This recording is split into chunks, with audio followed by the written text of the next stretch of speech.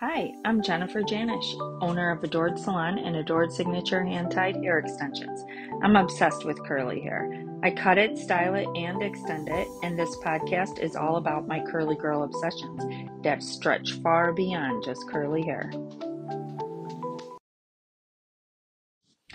Hey, it's me, Jennifer, from the Curly Girls Obsessions, Adored Salon, and Adored Signature Hand-Tied Hair. Today, I am talking with Louise from Australia, and it's kind of a funny, quirky, lighthearted conversation. We discuss American politics on the lighter side, curly hair, and the curl tour. So it's always fun to listen in on someone that's halfway around the world and who knows who I am through curly extensions. Kind of crazy, but listen in, and I hope you enjoy this conversation. I'm Jennifer. I'm Nice Louise. to meet you, Louise. So let's talk about any of the questions that you would have for this. So Louise is from Australia, I and live in Australia. I'm from England. oh, how'd you end up in Australia? I moved here 2 years ago. What made you move? I mean, that's a huge move. Huge Huge. with my husband and my three kids. Just lifestyle. The UK is not great. Weather's gorgeous in Perth. Like we live in Perth, so the weather's amazing like all year round. Yeah, lifestyle really. That's it. Wanted something different. The upbringing of the kids is so much like nicer here than the UK. And I'd imagine a lot of the US is similar to the UK. Um, Crazy. yeah, crazy, absolutely crazy.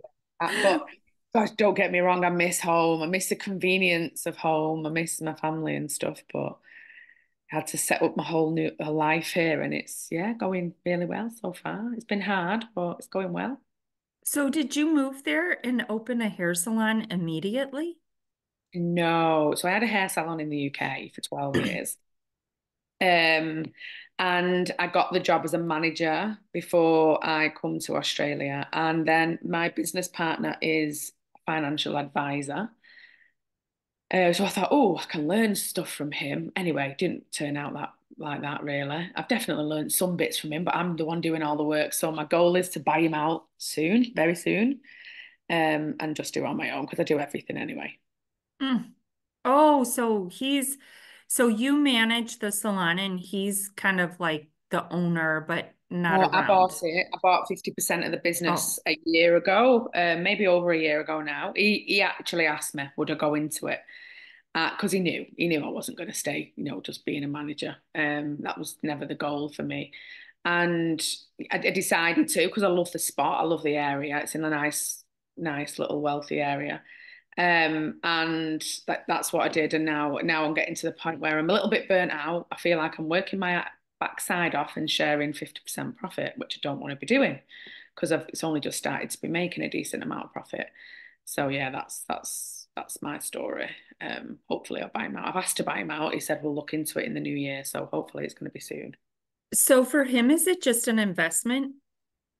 Yes.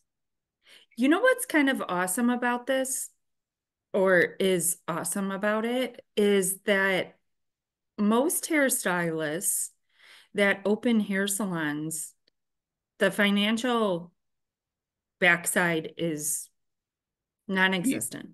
yes. And like I literally just listen to like all day because like it just gets me through doing the accounting is listening to something else other than my kids fighting or the dogs going crazy, right? And I listened to this podcast. Her name is Gianna Bianca, and she interviews salon owners. She interviewed me too. And just listening, over and over, you hear the same thing. And I'm sure it came from me too. Like, you're like, okay, I do hair, I own a salon, and the profit, it's just, it's not that great, right? Because there's so many expenses. I think it's so interesting that this financial person thought to buy a salon, which I mean, the statistics of the profit margin are so low, right? A Um, lot.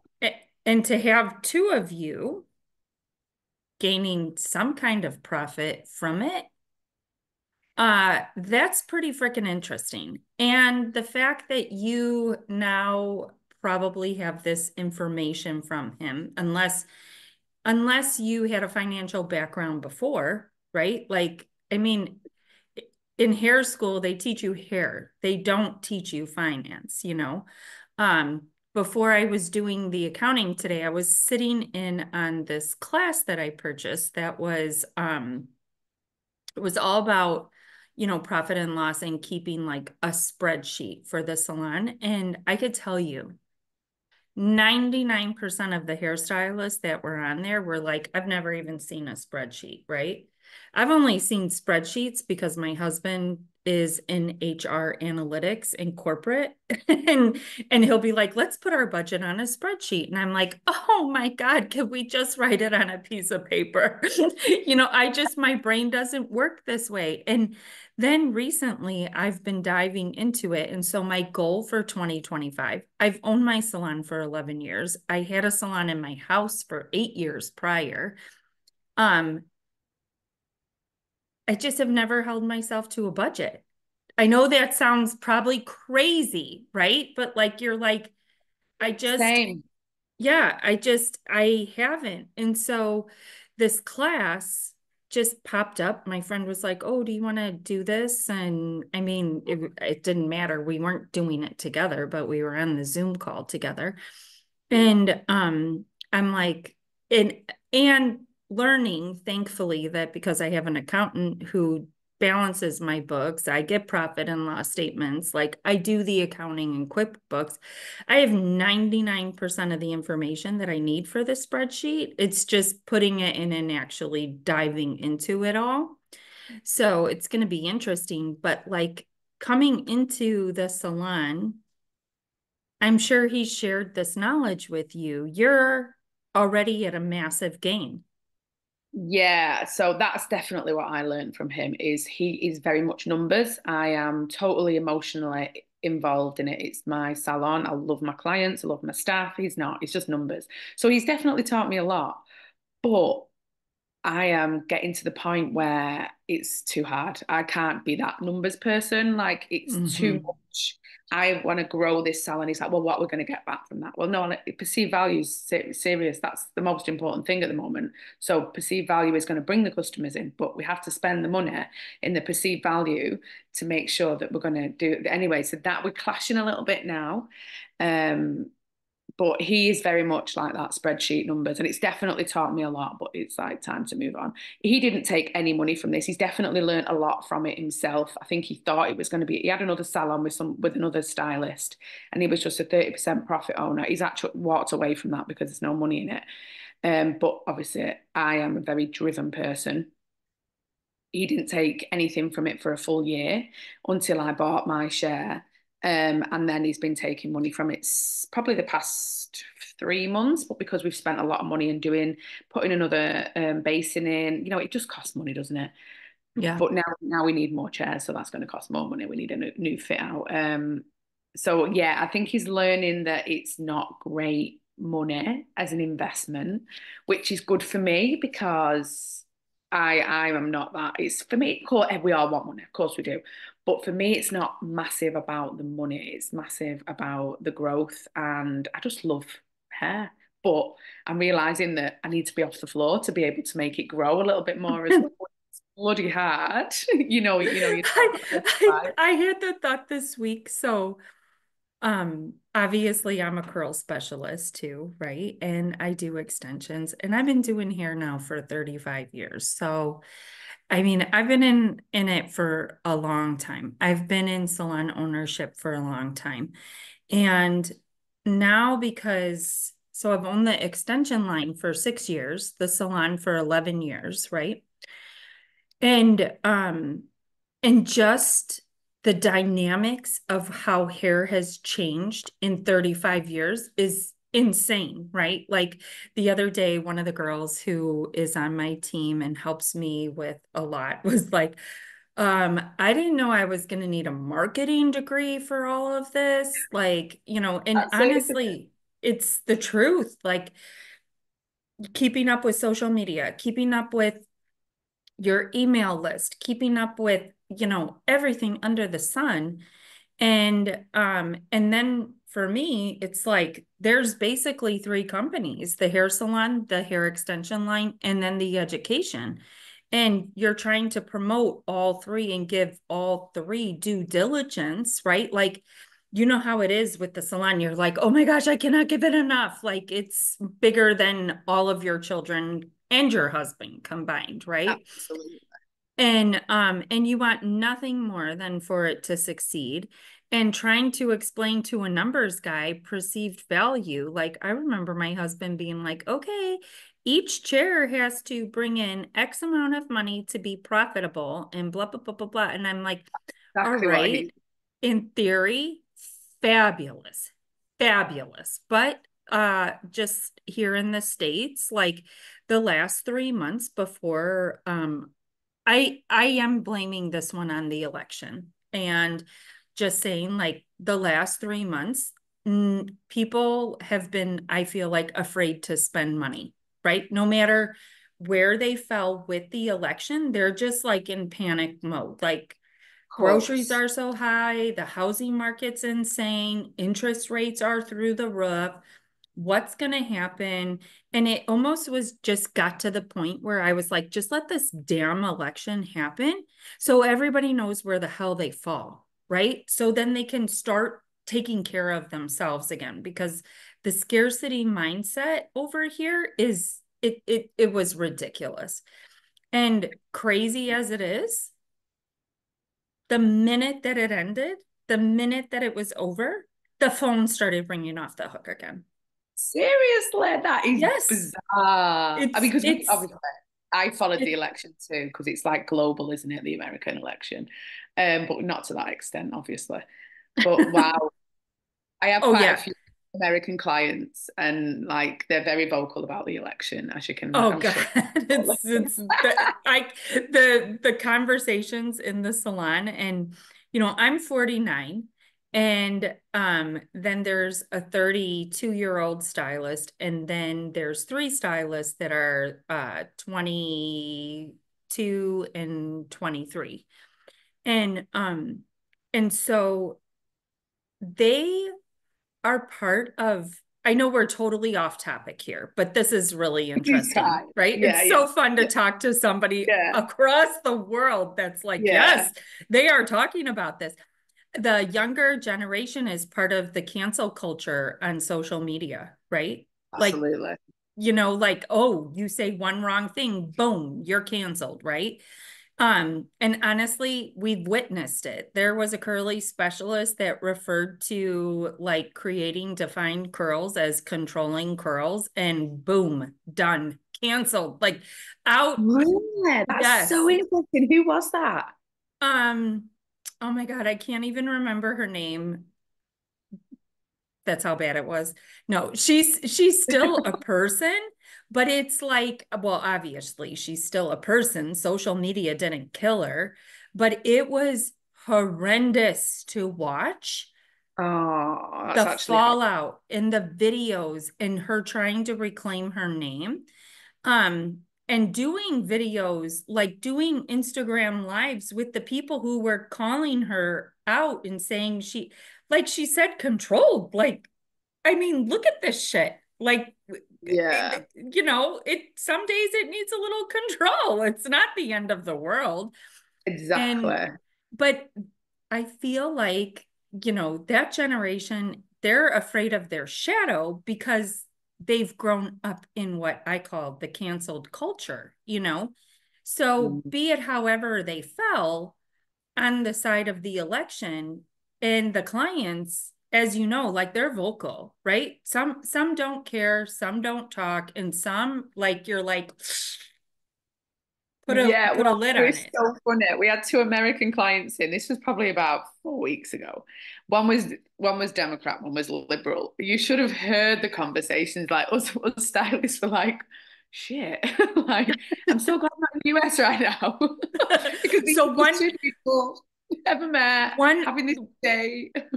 it and you get in the salon, right? And our salon is not big. It's 1,100 square feet. And one client isn't speaking for a 4 hour appointment because they're just so quiet, right? And there's another conversation going on over here. And I gotta say, I do, because I think of my age too, like the filter sometimes gone. And probably indulge sometimes a little bit too much in the conversation than I should, right? Because I'm a, politics, I'm 41. I've been in the industry since I was 14. I've been in it right? Yes. So so you try and then later on that night they had a client in there screaming that her husband was getting a vasectomy because she couldn't get birth control anymore. And then on the turn of that, then you've got the conservative client that's also talking loud the next day, thank God not in the same presence, about, all these different things. And you're just like, I'm like, you guys, you just got to understand people, they come to you for your hair, but also because they love you because you're a person. You live where it's freedom of speech. If you talk too much one way, could you lose a client? Maybe. Or can we just hope that everybody's old enough to recognize, like, we can all play in the sandbox. You can think that you have to wear blue shorts. You could think you got to wear red shorts, but we're all good, just going to get along. Like the differences of opinion make up the world, makes things go round. And hopefully that's where we end up. I'm like, but it's just not even just because the election is over. Thankfully, people are spending money again. Just wait until the office change happens. I was going to say it's Shit. going to be an interesting couple of years, isn't it? We're going to see Yes. two huge egos like up there, Elon and Trump together. Like, Oh let's see my what gosh. I gotta say, I think it's gonna be so interesting. it will be. It's I don't know, American politics. I don't know what it's like in Australia. We just had a German Oh, exchange it's student all fun. here, and she was so funny. She's like, we've been instructed not to discuss politics. She was from Germany, an exchange student. And she's like, and you know what? I really don't care about American politics. In Germany, like they elected the official, and now 3 months later, we're re-voting because so many people didn't like the elected official. That's what's happening in England right now. They've already, yeah, he's just been elected, and people are already wanting him out, and he'll probably, hopefully, he'll go. He's doing well. I don't know too much about it. I think I followed the US more than I do the UK, but yeah, it's the same. It's all corrupt and lies, isn't it? Like, Right? Like you're like, yeah, it's all bullshit. Like, yeah, the year at from the COVID, I think everyone's changed the whole opinion on everything, haven't they? Like, mm-hmm. that's changed the world's perspective on how they see everything. 100%. 100%. So yeah, now let's just put the perceived value into curly hair and that Australia is so bizarre on curly hair. It's so not that big at all. Like, I trained obviously in England, and who Rima is. Everyone knows who Rima is, don't they? She's amazing, and she's got a course coming to Sydney. Everywhere sells out Rima's courses. It's I still know not sold. it's unbelievable. I'm like, what does she do? What's she Out. was Well, in I'm here. I'm in here to. Atlanta at the salon that I did a class in May. And she came to that salon, Southern Curl, and the owner was like, she sold out the class in under 2 hours. She Yeah, messaged me that, like, oh, I'm having this class. Do you want to come? And I didn't see the message. And she's like, it's already sold out. And I'm like, how? What is she doing? Like, I want yes. in on this secret sauce here. Me too. Me too. I cannot wait to go. I really can't. I'm so looking forward to it. It costs a lot, but I think it'll be worth it. Let's see what I get out of it. I hope I do. I hope I learn so much from it. But there's a lady who Have you heard of Original Mineral, O&M? Yes. Mm-hmm. Yeah, so that's an Australian company. She's English, the lady that owns it, Josie. So she's just got a curl ambassador, a new curly ambassador that I met in Sydney. What's her name? The hair salon, like HEIR. Kindle, she's called. And she's fab. And she said she's done Rima's course and she just can't recreate it. She's just like, I can't do it. Like, I've tried my best, but I can't recreate it. So Oh, like she's pretty good as well. And it's like we'll see. We'll see what it's about. I cannot wait. Because as well, like in the UK, I worked in a salon that's a lot of Afro hair. Like, there's not that many in Australia. The culture's completely different.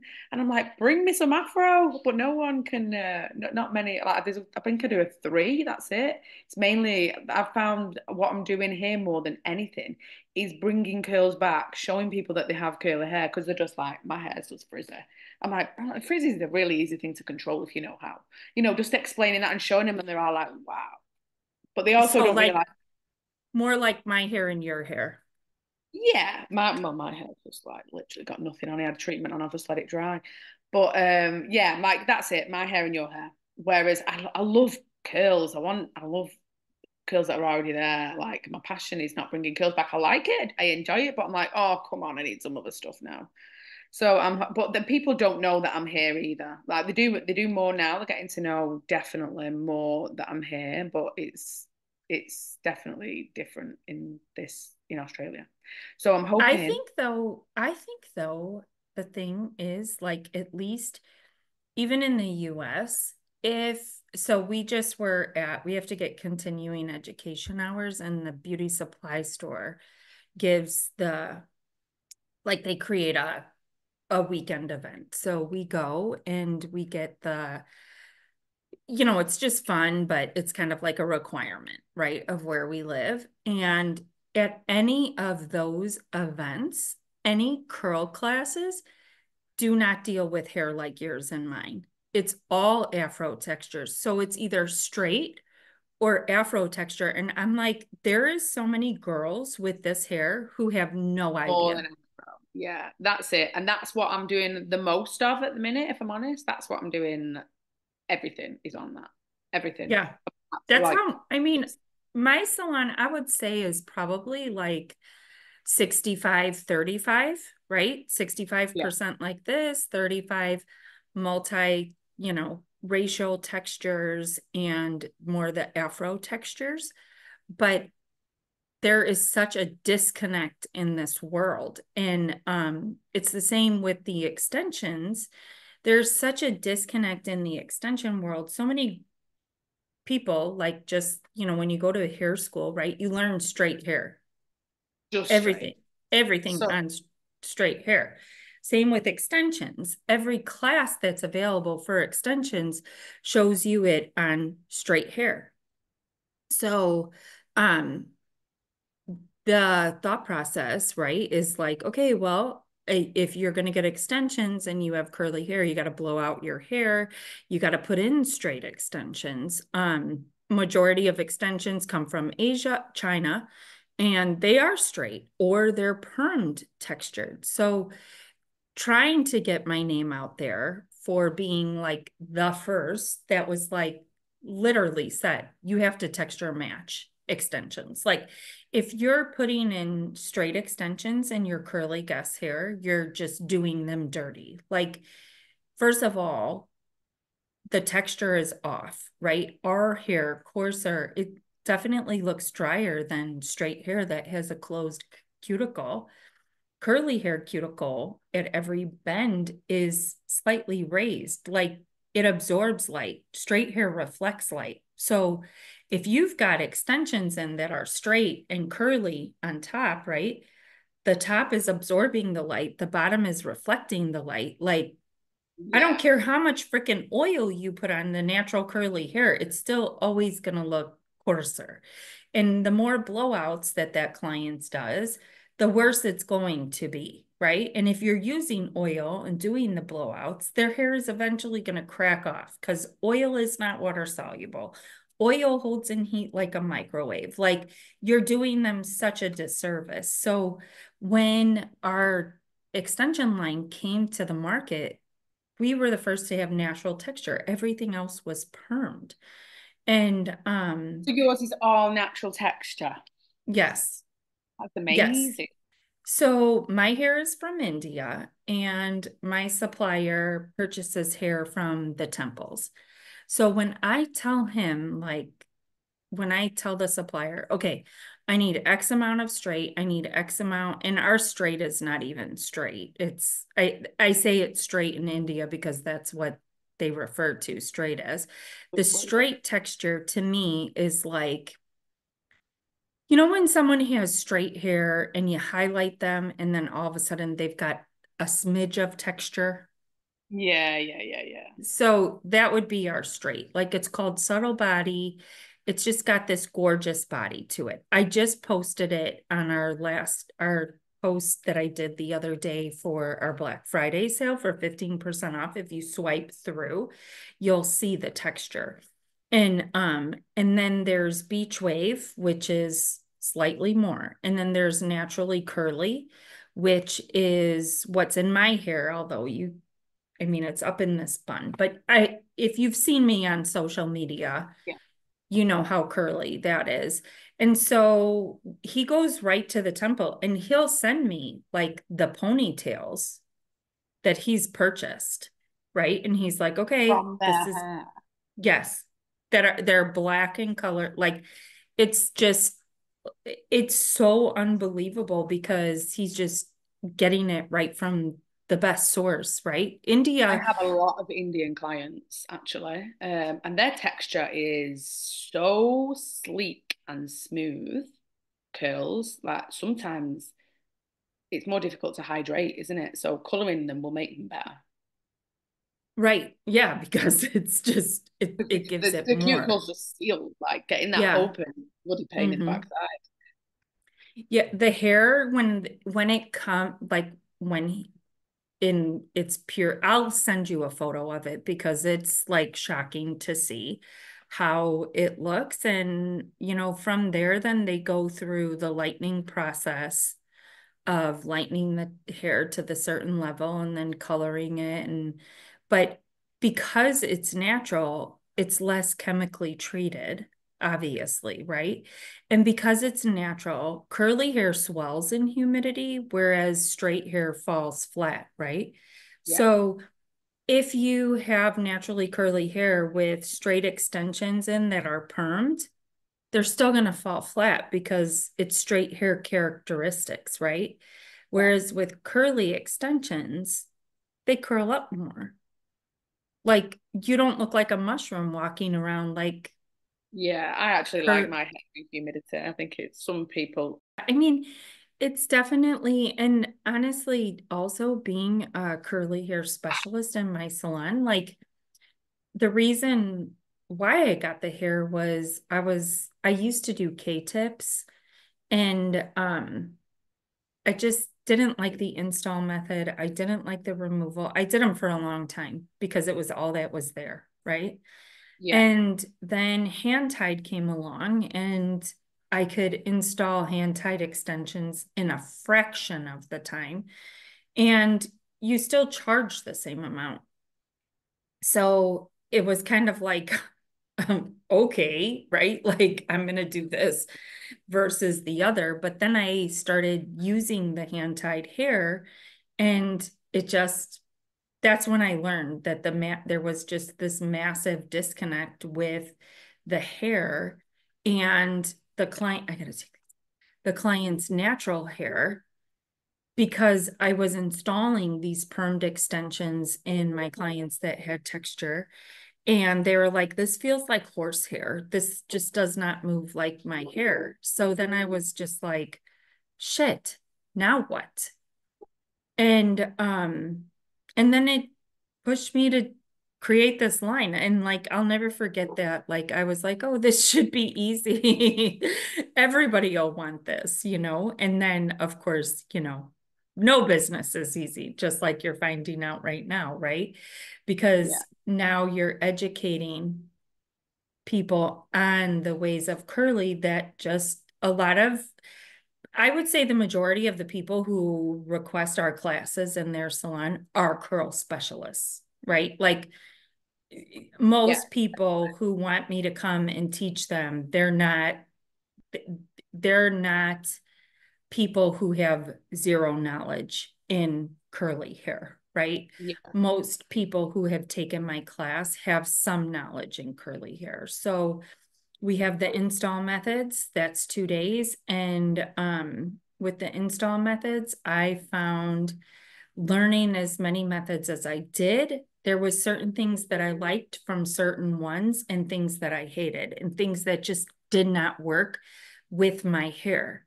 Having too many attachments sandwiched in between the hand-tied wefts created a ton of frizz for me because I couldn't get as much product as I Yeah. needed on my Yeah. natural hair in between. And then when it came to clients that had like a thyroid issue with texture, right? So they're the ones who really need the extensions because they don't have a lot of hair, right? So there's your clients who get it for vanity, like they're just like, oh, I just want more of this, right? And then there's the clients who will have chemical breakage or they've done something and they're using it to fill in a spot. And then there's those clients that their hair is actually thinning and compromised.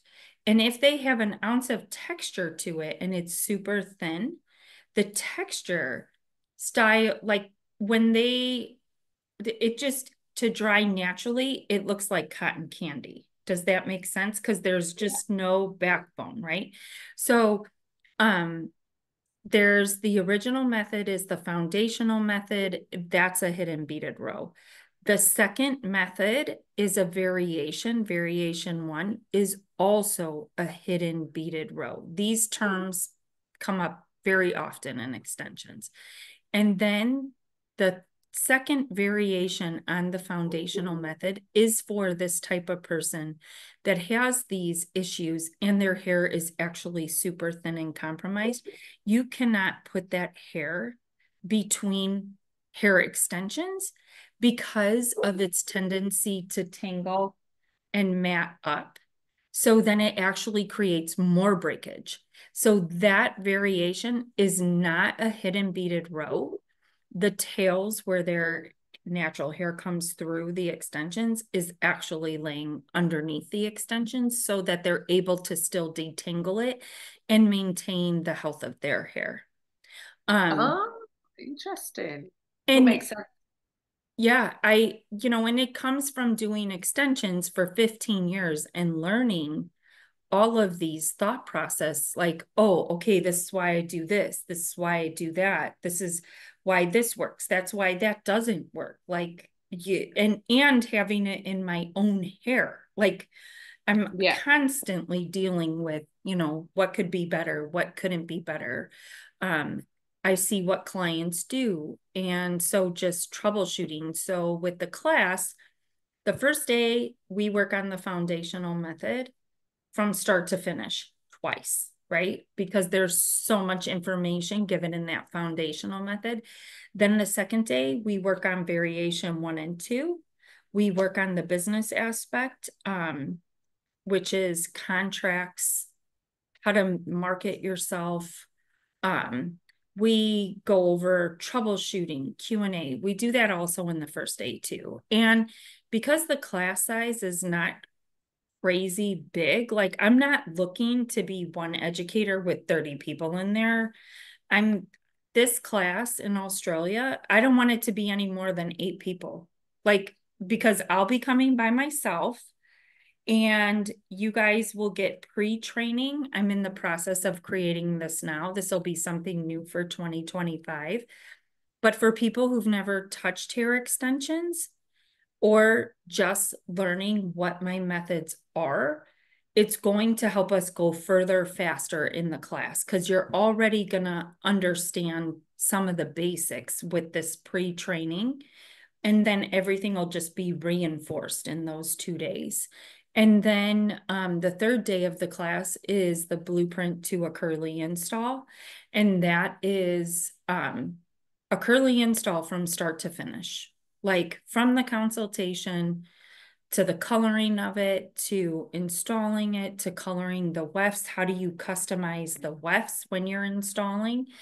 So many install classes are just giving you how to install the extensions. They're not troubleshooting you with, you know, what happens when someone pops off a bead. It's always going to happen somewhere along the way. How do you fix that? How do you customize the wefts so that it looks like it's their scalp, like that the hair is growing out naturally from the scalp? How do you root them properly so that they look pretty, right? Because if you got extensions in your hair and you, let's just say you highlighted your red hair, and the majority of your hair is still going to be red though, right? Like if you're going to have highlights, only so much is going to be highlighted blonde. So to put a row of extensions in your hair, we're going to use mainly red and some blonde.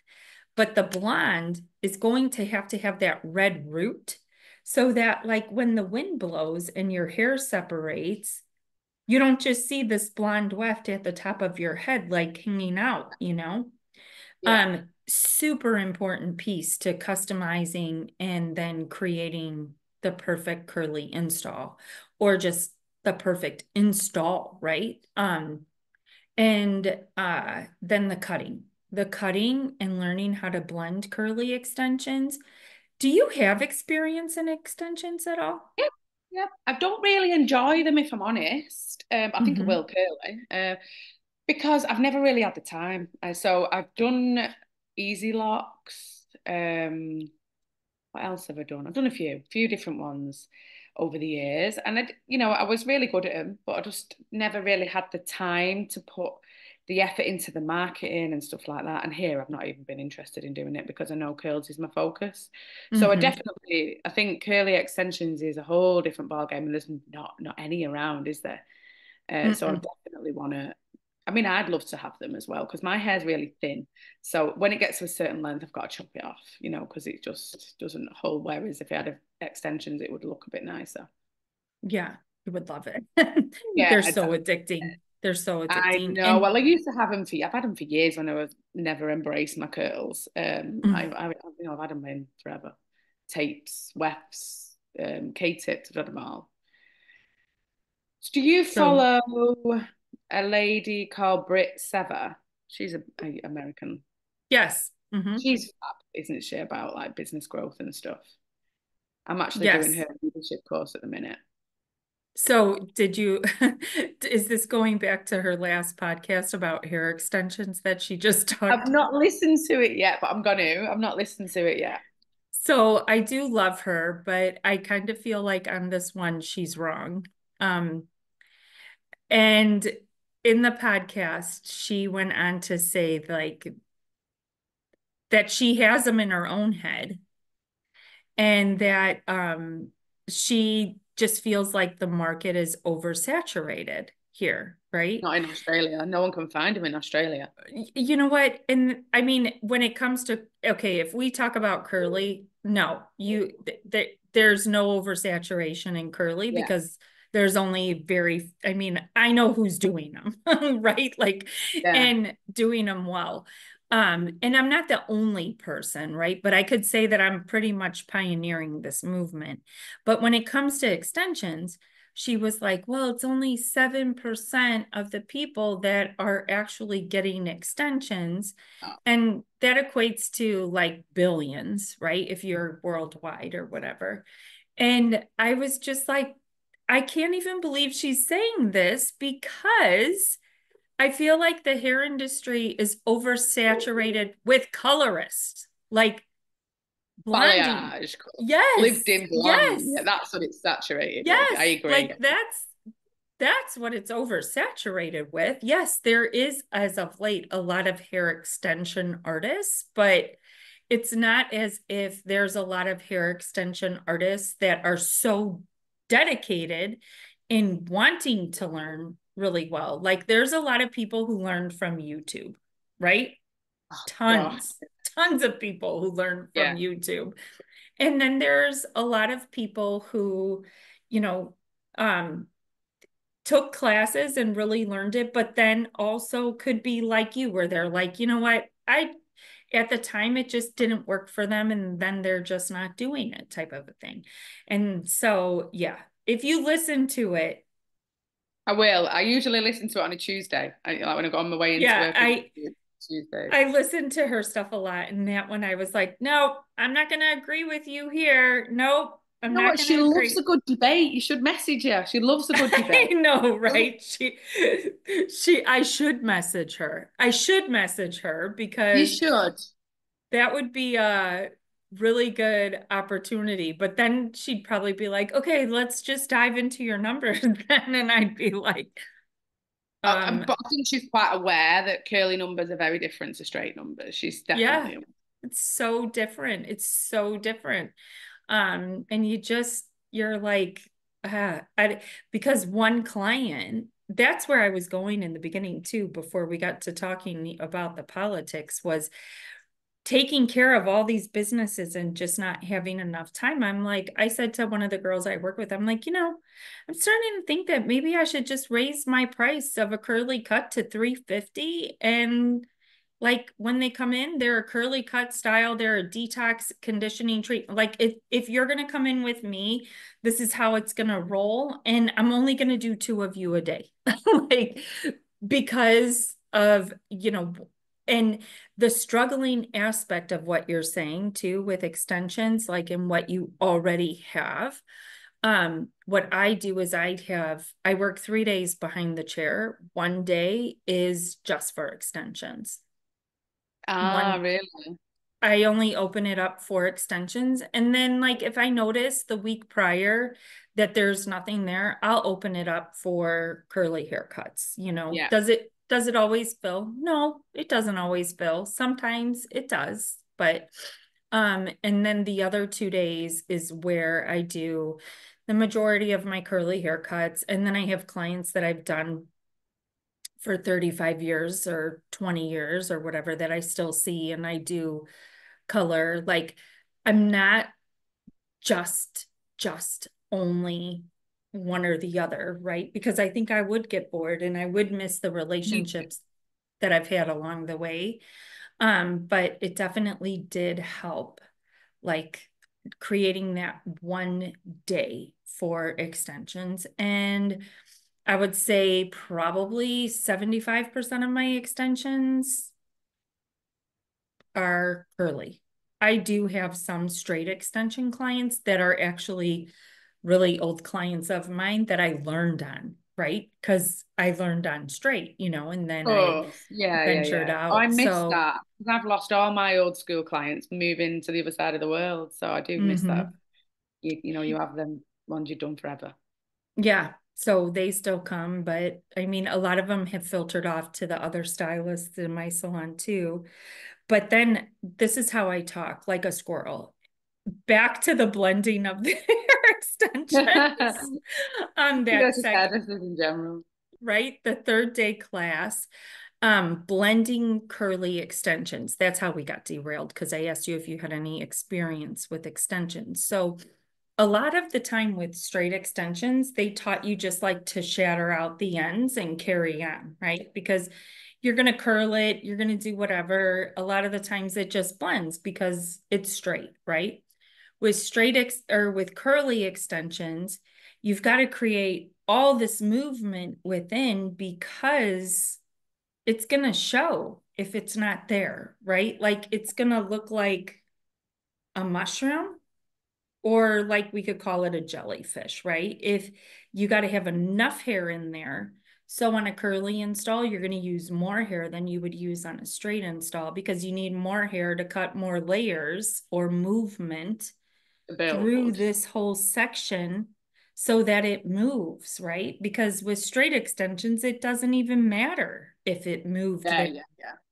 You could just put a curling iron in there.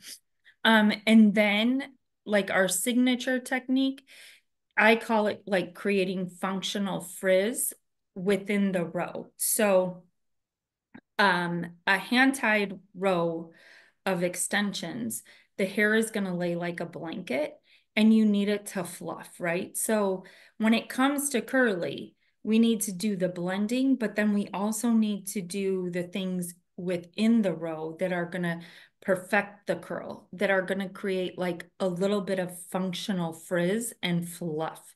And so that's like the second part of the cut. And then the styling technique. Now, a lot of stylists who understand curly hair understand easily the way that I style extensions and know, like, we know how to perform a curly set, right? Like, we know how to get a set in the hair from wet to dry so that our curly clients are leaving the salon with dry hair, enjoying the same luxury that a straight haired client would, right? A straight hair Yeah. client would never leave unfinished with a cream in her hair, right? Or her hair up in a bun like mine. Like, and so that thought process with the curly extensions is huge because they cannot just air dry. It will be trouble, trouble, trouble. Their natural texture will start to expand. The extensions will start to expand. Um, and it just mats and tangles because we know how like curly hair webs, right? Like as it dries, it coils more, throw in extensions, and that web just goes crazy. And then that starts happening. So your guest leaves and their hair is wet and they're driving home. Some guests drive 4 hours to me for their extensions, right? Or they fly in. So if they're driving, I mean, how many times do you look left and right and in front of you? And behind your head is a headrest, and you've got your natural hair in the extensions. And if the hair is damp, it's going to frizz, it's going to tangle and mat. Like it just, that extension client is owed the same due diligence that a straight haired client is. You need to get their hair dry. That style needs to be set in. So that's taught in the class. So I hope that was fun to hear us chit-chatting about curly hair. You can find me on social media at Jennifer_Johnson_Janisch or Adored Salon, all one word, or the extension line adored_signature hand-tied_hair on Instagram. And yeah, I hope to see you there.